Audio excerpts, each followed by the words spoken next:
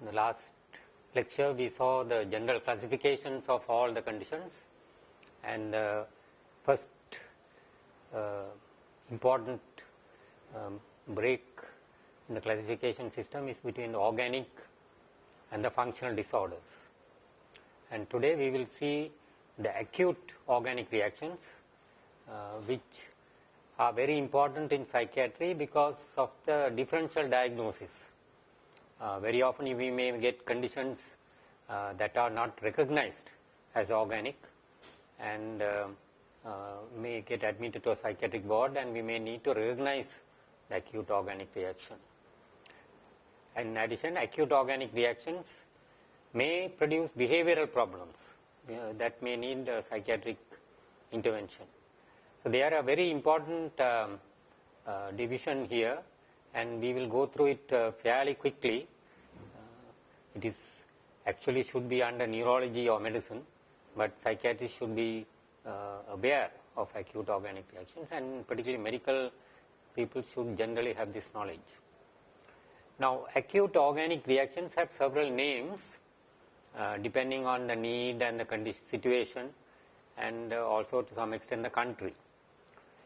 So sometimes it's called acute confusional state because the main manifestation is the confusion, disorientation, a change in the level of consciousness. Sometimes it's called acute brain syndrome, which is the common term used in the United States because it is something that is a result of disorder of brain function, a gross overall disorder in brain function. And when we try to explain and describe what acute organic reaction is, sometimes it's not good to think about a good example, and we call this a prototype. It's maybe the extreme, but the typical example of an acute organic reaction is a delirium, and we have all seen deliriums in different conditions like typhoid or pneumonia when it becomes very severe, organ failure. So that is very easy to recognize, but sometimes milder forms may not be recognized, and we may miss this important diagnosis. Now, going on to the features, what are the some of the features of organic disorders, and then we look at acute organic disorders.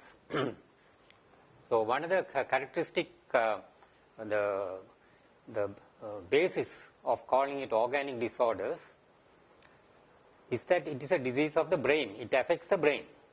Now we are not that concerned about other conditions because in psychiatry we are dealing with behavioral problems, and it is only when the condition affects the brain does it come into the differential diagnosis and into the purview or into the field of psychiatry. So here we are looking at disease of the brain, some pathological condition that affects brain function, and these can be primary disease of the brain, primarily affecting the brain, infarction happening in the brain or infection of the brain tissue, trauma to the brain, something that affects the brain directly, or it can be a systemic condition that secondarily affects the brain. So like any organ failure, when it becomes end state or when it becomes severe, the effects reach the brain, like it affects all other organs too. And if you look at how this happens, how the brain function being affected, it is through biochemical means, changes in electrolytes, changes in different chemical, can be the carbon dioxide, it can be an excess in ammonia or some waste product. So these can affect brain function. And similarly, it can be electrical disturbances, like in some of the epilepsies, post-ictal, pre-ictal conditions, or severe damage to the brain that causes electrical disturbance, and mechanical. Any tumor, any space occupying lesion by pressure may affect the brain, and that can disturbed brain function enough to cause an organic disorder. So, as I mentioned already, delirium is the prototype, it's a big example, and in delirium also you can see different levels of affection. It can be just very mild, kind of a dulling, clouding of the sensorium, they say. So, the person may be not functioning as usual. There may be slight dampening to full-blown coma. They may be completely comatose. So, that is particularly we see in head injury or any severe type of organ failure or any condition that is very severe can knock out the person's functioning.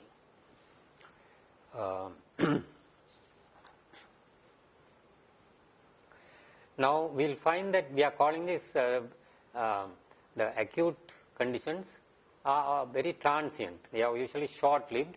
They begin very quickly and usually don't last more than a few days or weeks, and they affect global brain function. So, all the brain functions like cognition, attention, perception, thinking, consciousness, and the psychomotor activity, which are finally determined by different centers in the brain, can be affected in acute organic reaction. And finally, the sleep-wake cycle. We will describe this later on, but the sleeping and the waking pattern also can be disturbed. So, continuing with some of the features of acute organic reaction, we find that different conditions can cause the same type of syndrome that we will be describing, that is change in the level of consciousness and brain function like cognition, attention and so on. But the etiology can be diverse, and we will go into this. So, it is like a common pathway. The final symptom, the clinical picture we see are very similar despite such wide variety of causes. So, it is something that is unique to acute organic reactions. It is more common at the extremes of life, because the brain is maybe much more vulnerable when they are a child or a baby or a very young infant, or in the elderly, where brain function may be already compromised, and just some slight changes can push them into an acute reaction. Now, we don't recognize it so often, but it does happen in the medical wards, even surgical wards. So, it is more common than we realize, and the more we are alert to it, the more that we are aware of the possibility, we will be picking it up, because it's a serious condition and it's good to know that we are dealing, what we are dealing with.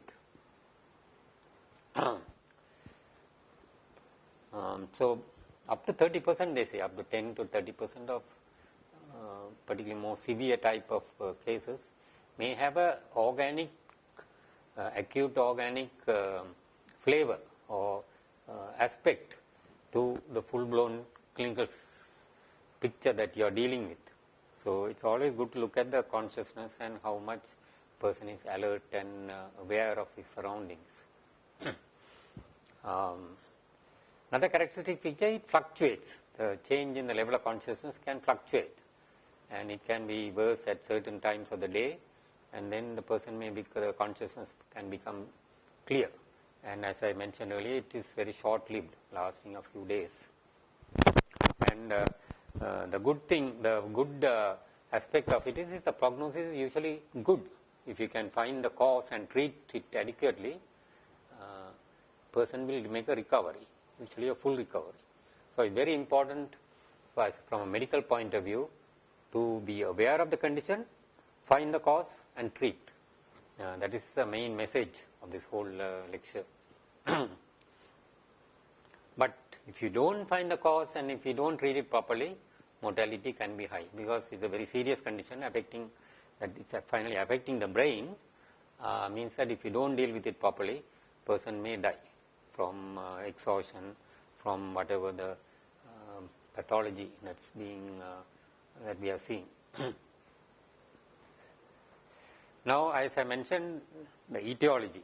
Now, this is there are multiple etiological factors that we may need to investigate and establish, and I don't want to go in detail, but to give you an idea of how many different types of conditions can finally lead to the same syndrome that we are talking about.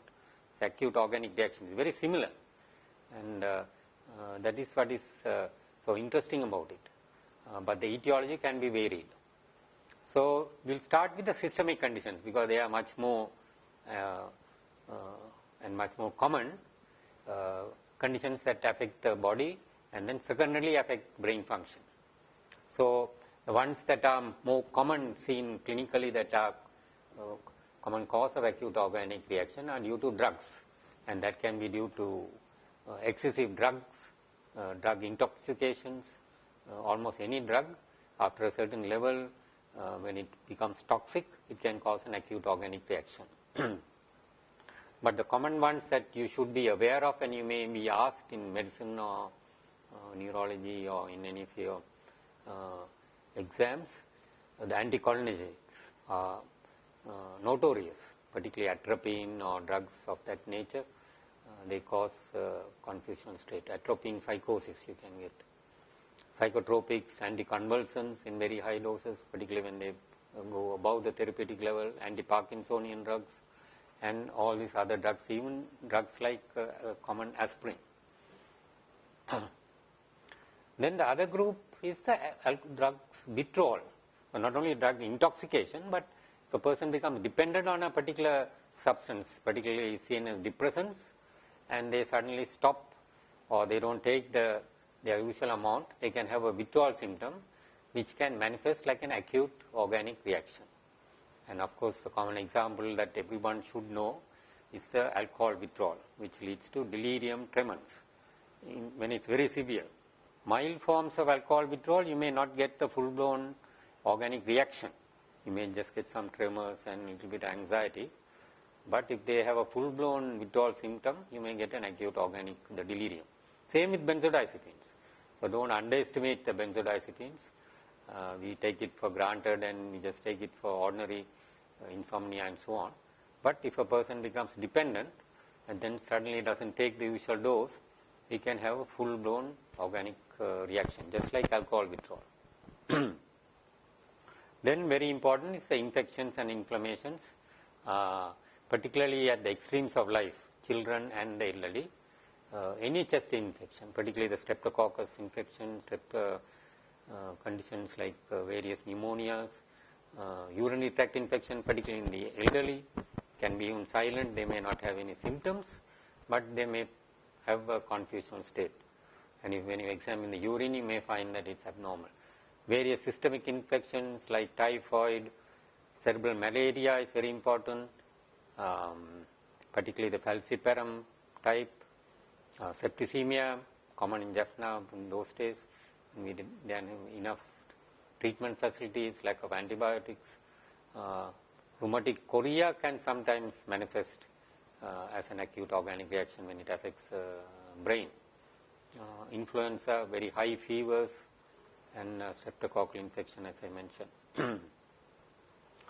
Then diseases that, inflammations that affect the brain directly.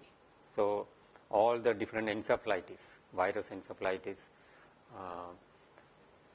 the meningitis also can produce an acute confusional state, and conditions like neurosyphilis, HIV, now perhaps more important than neurosyphilis.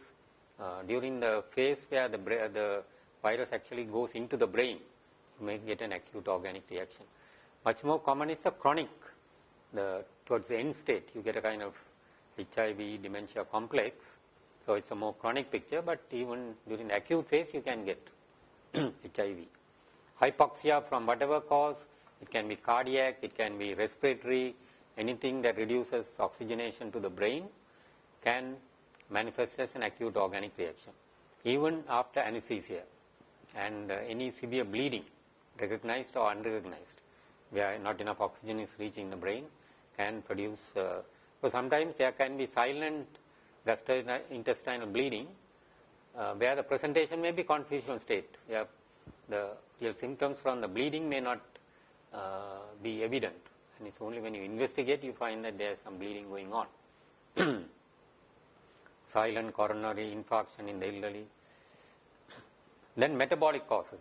These are again a very common cause of problems that affect the brain, and I'm sure you all are all familiar with severe stages of organ failure, uremia, hepatic encephalopathy, various electrolyte imbalances, hypoglycemia, very important. Even people who are on drugs for diabetes, if they take a little excess or they don't eat enough after taking the anti-diabetic medication, they can get a hypoglycemic attack, which can manifest like an acute organic reaction. And also conditions like insulinoma and so on that secrete substances that can produce, and then ketoacidosis and alkalosis and so on. Endocrinal disorders, again another very important category, both hyper and hyperthyroid. So hypothyroidism, we have heard of myxedema madness, and hyperthyroid crisis, both can cause acute organic reaction. And all the other endocrinal conditions can produce an acute organic, like the adrenal, pituitary, Addisonian, and of course diabetes, we all know. Continuing with the etiology, it's quite a big list, but just to give you an idea what a variety that we are dealing with. So nutritional, these are not so well recognized now, although a generation ago this took a lot of importance, but I think we should be again aware of these conditions. They can produce acute organic, particularly conditions like Wernicke's encephalopathy. If you are dealing with alcohol patient, or even in hyperemesis gravidarum in pregnancy, from whatever causes, if there's a B1 deficiency, you can get, and all the other vitamins, particularly the B vitamins, can produce. Then there are rare causes. Again, they may not be so rare now. Sri Lanka, we are seeing all this metal poisoning due to various chemicals that we are using in agriculture. So we may see SLE, another cause, porphyria. Then we come to the other category that we were discussing earlier, diseases primarily affecting the brain. We already mentioned some infections, but conditions that affect the brain primarily, directly. So one is of course different types of injuries.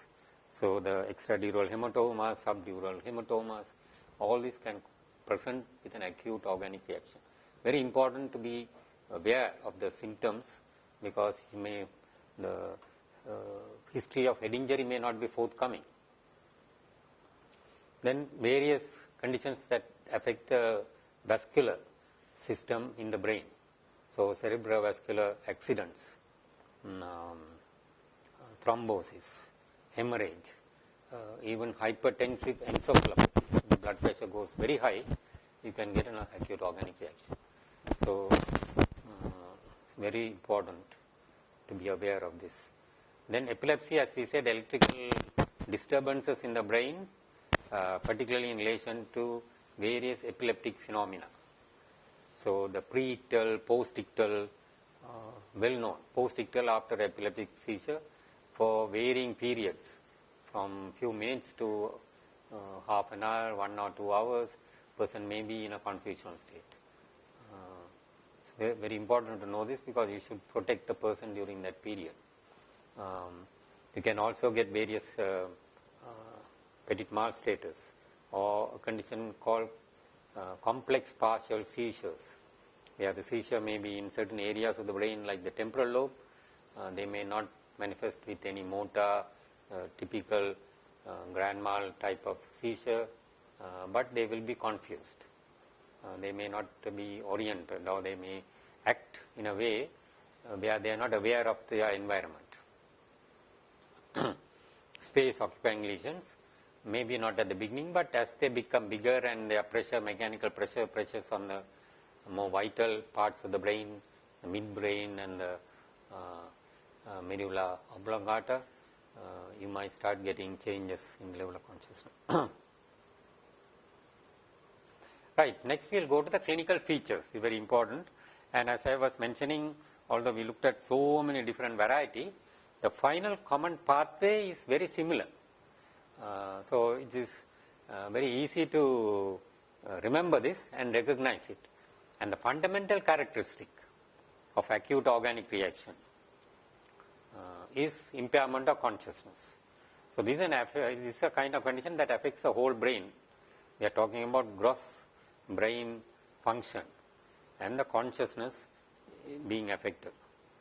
So how do we detect impairment of consciousness? It can be dulling, so clouding of sensorium, to coma. So if you remember the Glasgow coma scale and so on, it's very important to be able to see at which level they are from the early stages to the coma stage.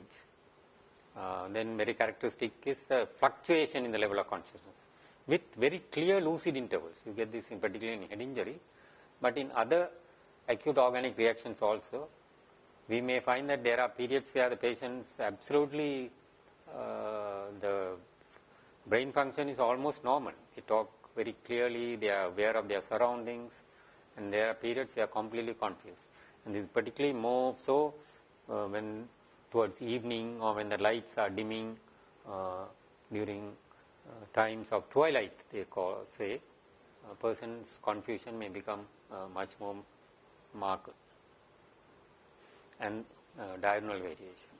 So this is part of the same picture, but you may get worsening in the evening or in the night, and person may be okay in the morning.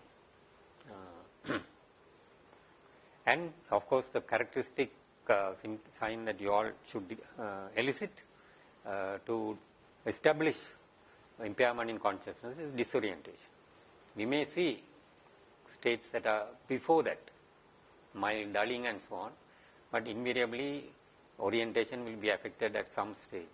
So very important to ask or establish whether the person is aware of the time, the place and the person. Then attention and concentration can be disturbed, and they may not be able to cooperate with the whole interview or examination, and they may not be able to concentrate and give you proper answers. These may be the early signs. We should be able to detect changes. Second characteristic feature of all organic conditions that affect the brain, first one being the impairment in consciousness, is memory disturbance. So again, very important to look at this and see whether there are any parts of the brain, recent memory, particularly short-term memory, is there any impairment in that. And sometimes we may not test this specifically, but we might find there are amnesic gaps in the history. A person may not be able to tell you. This particularly characteristic where we may have missed the acute organic reaction, and later the house officer or intern is writing out the diagnosis card, and they are talking with the patient, and they find the patient doesn't remember what happened when they came in to the ward or some procedure. So that may be evidence that there was an amnesic gap there during that period. But it's much more florid. What we all see and we remember about particularly delirium is the perceptual disturbances.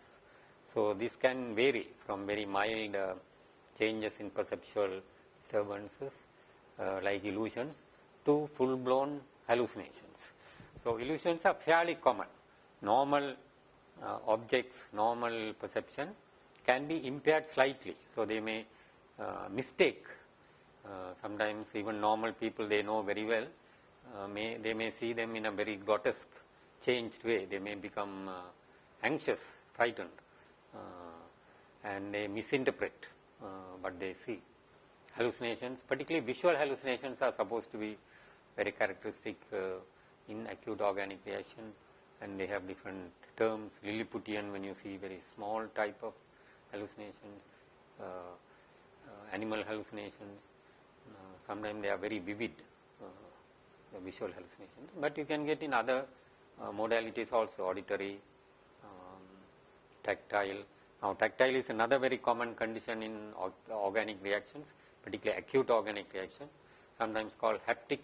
You might see particularly elderly sitting in the bed, seeing some insects and actually plucking away on their bed sheet or on their hand, because they are seeing some insects. They can see the insects crawling on their body or they can feel the insects. They can feel the movement in their hand or in their face. Other features that may not be so obvious in the milder form, but very severe forms, you may get disorders in thinking. Persons may be completely incoherent or muddled, may not make any sense, or there may be no relationship between what they are saying. So these are all very characteristic, particularly in the later stages of acute organic reaction. Sometimes they may find it difficult to change topics. They may keep to one set pattern of thinking, what is sometimes called perseveration. Or you might find when you are talking to them, they don't quite understand what you are saying or what is happening around them. There is what you call an impairment in grasp. So these are subtle changes which may be difficult to pick up, particularly if you do not know the person, if you are not familiar with the person. Immediate relations may be able to tell you that he is not the same, he is not able to understand what is going on. And the person fatigues easily, they get tired, so long interview, long examination, sometimes they react, they get angry, upset, sometimes it's called catastrophic reaction. They may get up and walk away, or they may shout, or they may poor reality testing, incomprehension, and so on. The other important abnormality that we may detect, or maybe the reason why they are actually brought to medical attention, is various types of delusional changes. Now this is unlike in the kind of delusions you will get in functional disorders like schizophrenia. The delusions are very fleeting, changeable, multiple. So they are not held with any conviction, they just seem to come and go. So that is a quality in acute organic reactions. Another very interesting type of delusional thinking is occupational delirium. They believe that they are back in their occupational space. A teacher may be behaving and thinking as if they are back in the classroom, taking attendance, calling the students, or doctor may think that he is back in the ward, treating the patient, and so on. So that's a peculiar type of condition called occupational presentation, called occupational delirium. There is wide range change in the emotions. So there is no one particular emotion that is characteristic of acute organic reaction. It can vary from complete apathy, withdrawal, patient is not bothered, interested in the environment, particularly in kidney uremia, kidney failure, to anxiety, fear, panic. They may misinterpret what's going on, like in a ward they may see a nurse coming with the injection and they may think down there somebody is trying to kill them.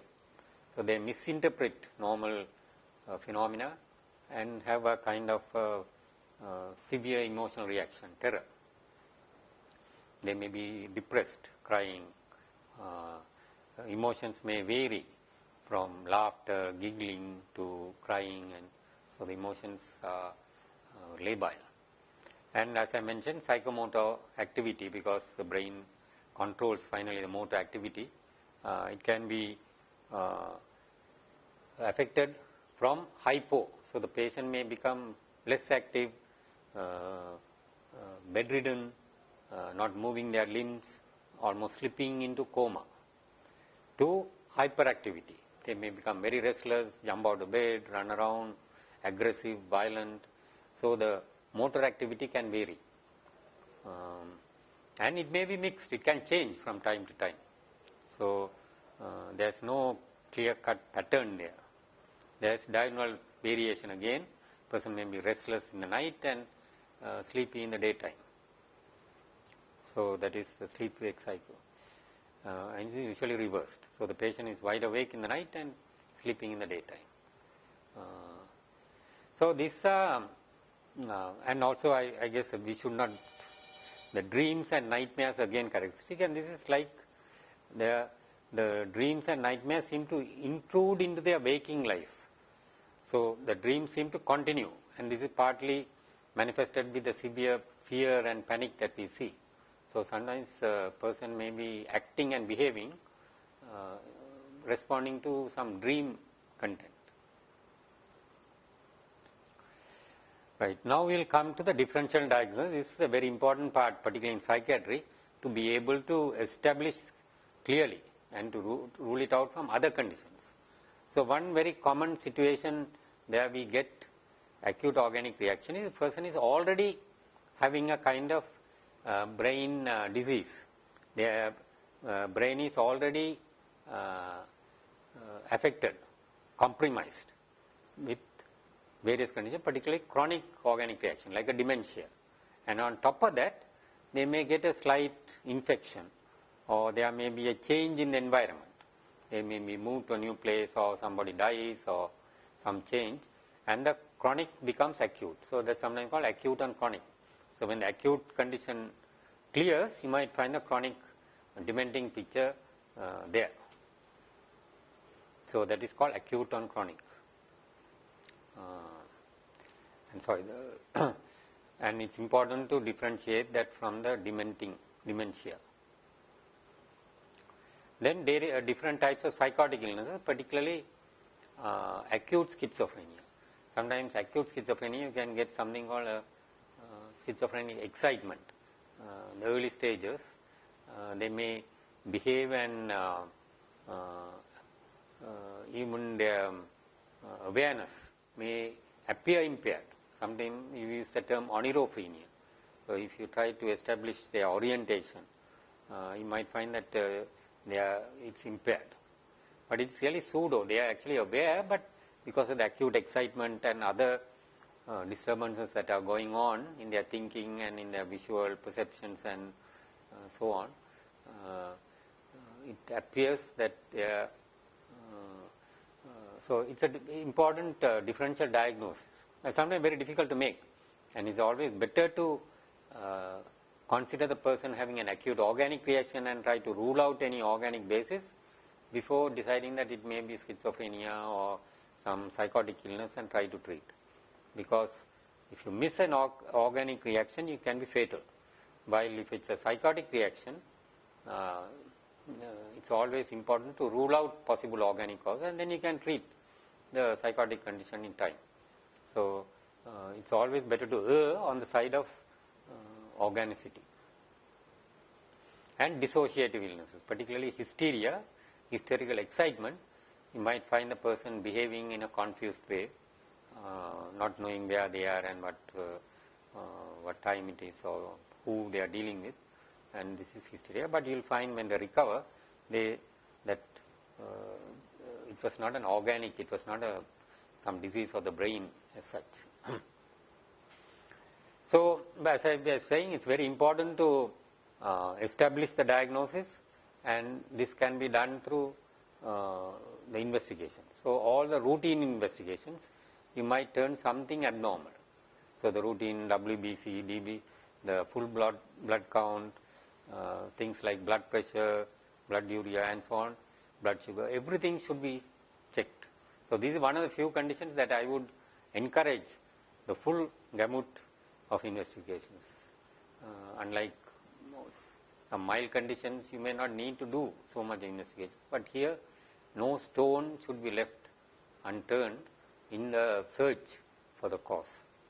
And even things like ECG and X-ray may be important to rule out any condition, cardiac or respiratory and so on. Then, as we said, finally the final common pathway is going to affect the brain. So, we need to do investigations that will tell us something about brain function. So, we can look at various levels, the endocrinal levels, and then the LP skull X-ray, and particularly today now it's available, all the different imagings which are non-invasive and easy to carry out can be done to rule out any organic pathology. Now the management, first, as we said already, the fundamental aim of management is to find the etiology and treat it. If you don't treat properly, it can be fatal, and if you do, prognosis is good. So it's very important to treat the etiology. Then there are some general measures that you can take which will improve their overall health and well-being, maintain nutrition and hydration, give enough electrolytes, general health measures. So these are routine. Any patient should, but particularly if they are having an acute organic reaction, it's very important to look after the basic functions. Then nursing care, quiet, well-lighted room, because they misinterpret little changes, movements of the curtain or dulling of the light, they can become terrified. So it's very important to keep the room well-lighted, quiet, things simple, nothing complicated, nothing harmful in the environment, to be able to keep them under close observation. So nurse should be able to see the person, do a risk assessment whether they may suddenly get into any mischief, keep the staff same, don't change them too often, because they get used to particular staff and they feel comfortable and they become familiar, and then if you change the staff, they become more disturbed and confused. So it's important to keep, even if staff are changed, better to have one or two who continue from the previous shift. Talk very clearly and give very simple instructions and repeat yourself in a very loud, clear voice. Always be supportive. Person may be behaving in a very disturbed way, but be supportive. You have to be tolerant and understanding. There is a room to give vitamin B complex without diagnosing any vitamin deficiency, because they can be helpful, and in case there is some deficiency, they will be additionally beneficial.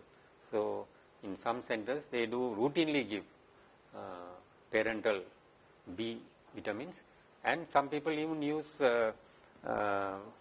wide spectrum antibiotics without detecting the infection early on, because the condition is quite serious. So it may be better to err on the side of giving an antibiotic. And there are some general principles that you have to follow, so don't try to sedate or knock out the patient with multiple drugs. Try to keep one drug so we know exactly what's happening in case you need to. Better not to use unnecessarily any drugs that affect brain function, but if you do, use one. Look at the side effects. Side effects may be causing more problems, the iatrogenic, particularly anticholinergic side effects, or over sedation or hypotension. And you have to tailor the dose depending on the person's level, the age, body type, nutrition, their reactive pattern and level of disturbance. And keep monitoring the person very regularly and titrate the dose. So don't give a fixed dose for 1 week or 2 weeks. They need to be reviewed very frequently to get the right and adjust it according to the situation. If the patient becoming more agitated, you may need to increase a bit, and then as they get control, you may have to reduce and even stop as soon as possible. So there are some drugs that are used in these conditions, as I mentioned earlier, because of the behavioral problem. The typical antipsychotics, quite well known, is haloperidol, has been used for decades, and if it's used in low dosage, can be very helpful. The newer atypical antipsychotics like risperidone and olanzapine, which can be used as an injection, also can be used. Low dose again. Always be aware of the QTC interval problem, QTC slowing. And the benzodiazepines, try to use, if you do need to use the benzodiazepines for sedative property, particularly if they are very restless and motor hyperactivity is a problem or sleep is a problem, use a short acting variety. The long acting variety tends to accumulate with long half lives, so like diazepam and so on, there is a risk. Better use a short acting one like lorazepam. And as a reference, there is no book much, I would say, better than Leishman's Organic Psychiatry. Now it's gone into the 4th edition, but there are quite a lot of books that give a good picture about acute organic reactions. Thank you.